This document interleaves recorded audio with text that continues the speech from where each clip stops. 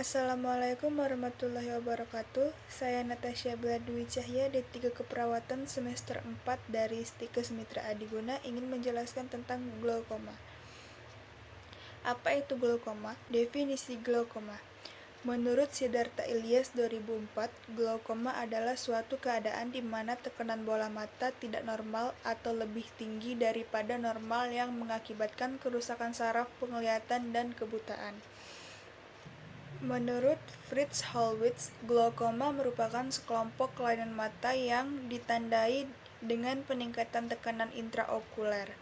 Menurut Mayandru Dwindra 2019, glaukoma adalah suatu penyakit di mana tekanan di dalam bola mata meningkat sehingga terjadi kerusakan pada syaraf optikus dan menyebabkan penurunan fungsi penglihatan.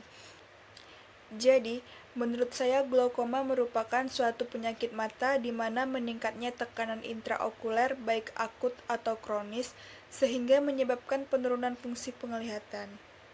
Berdasarkan lamanya, glaukoma dibedakan menjadi dua. Yang pertama, glaukoma akut, yang kedua, glaukoma kronik.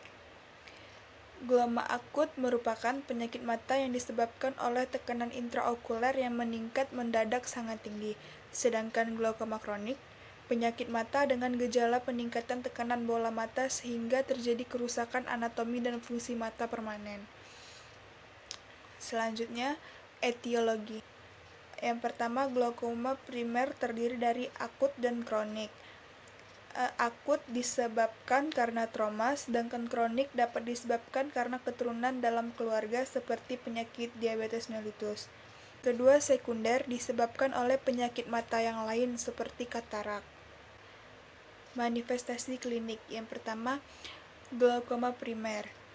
Glaukoma primer terbagi menjadi dua, yaitu glaukoma sudut terbuka, yang terdiri dari kerusakan visus yang serius, lapang pandang mengecil, perjalanan penyakit progres lambat. Glaukoma sudut tertutup, yang terdiri dari nyeri hebat di dalam dan di sekitar mata, timbulnya halo atau pelangi di sekitar cahaya, pandangan kabur, sakit kepala, mual muntah, kedinginan, demam, bahkan rasa ingin mati seperti anginan.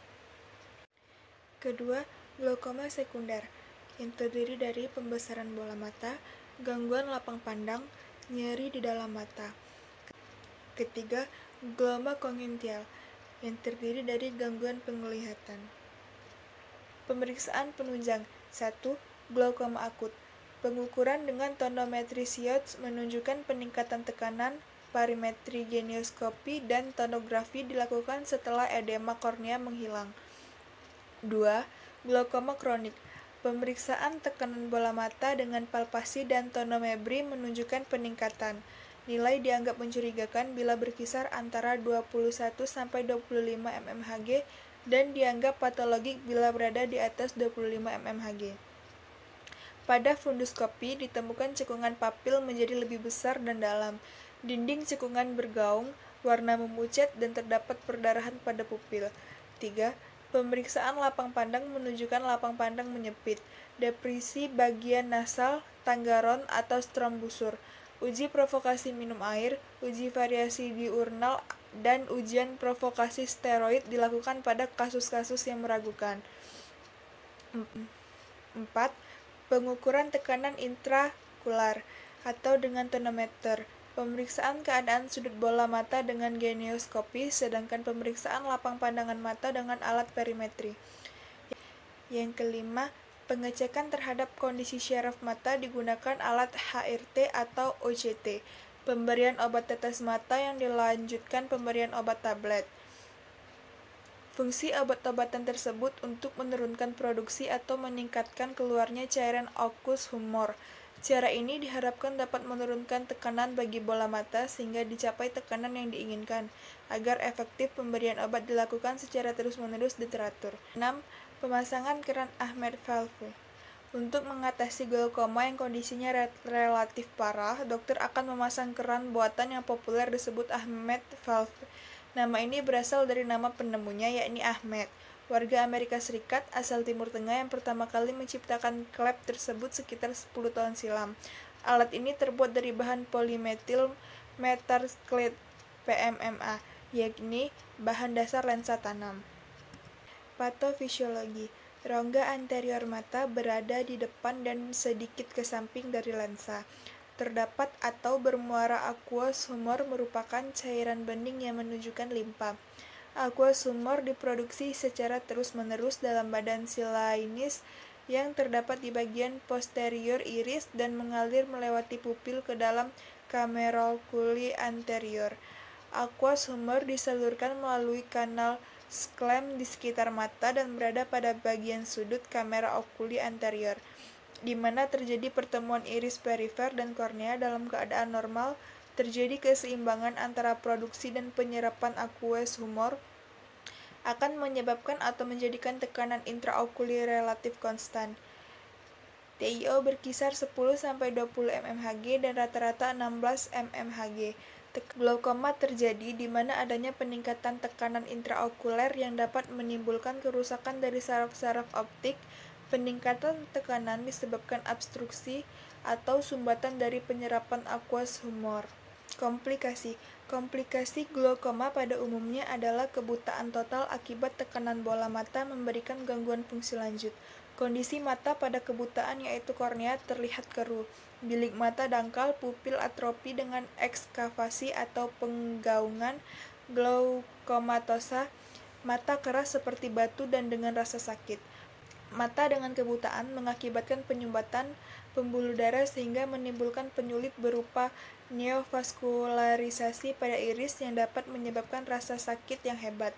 Pengobatan kebutaan ini dapat dilakukan dengan memberikan sinar beta pada badan siliar untuk menekan fungsi badan siliar, alkohol retrobulbar, atau melakukan pengangkatan bola mata karena mata sudah tidak bisa berfungsi dan memberikan rasa sakit.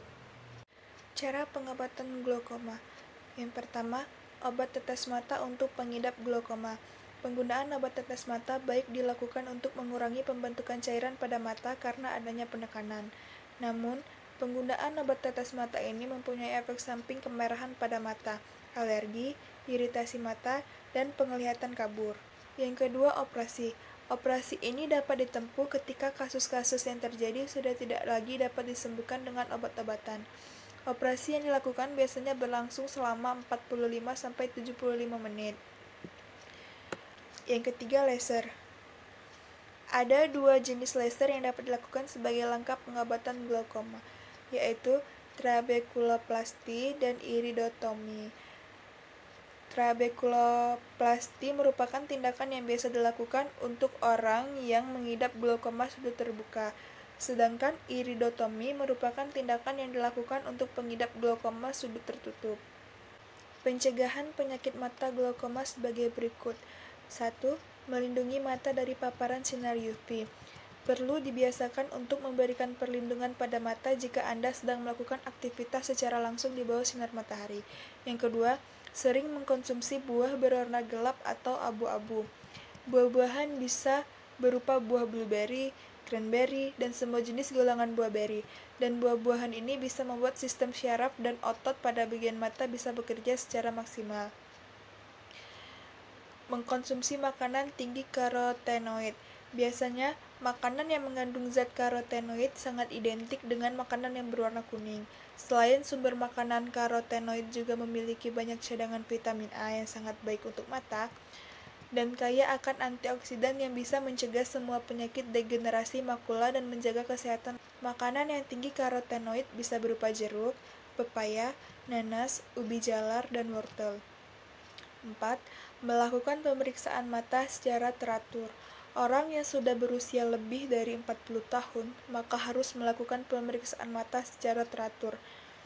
Dari langkah ini diperlukan untuk mengatasi semua jenis gejala yang mungkin muncul paling awal.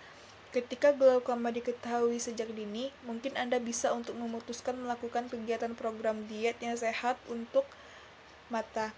Tak hanya itu, melakukan pemeriksaan mata juga bisa mencegah terjadinya kerusakan mata yang lebih lanjut. Yang keenam, mengendalikan kadar gula darah. Untuk Anda yang mempunyai gangguan penyakit yang berhubungan dengan kadar gula dalam darah seperti diabetes, maka sebaiknya harus selalu mewaspadai dengan penyakit mata glaukoma. Saat kadar gula darah tinggi, maka sebaiknya membuat lensa mata dan retina mengalami gangguan. Tubuh tidak bisa membuat insulin yang cukup untuk mengolahnya semua kadar gula dalam darah, maka akan berdampak kerusakan pada bagian lensa dan retina. Penjelasan dari saya, apabila ada salah saya mohon maaf, kepada Allah saya mohon ampun. Saya akhiri, wassalamualaikum warahmatullahi wabarakatuh.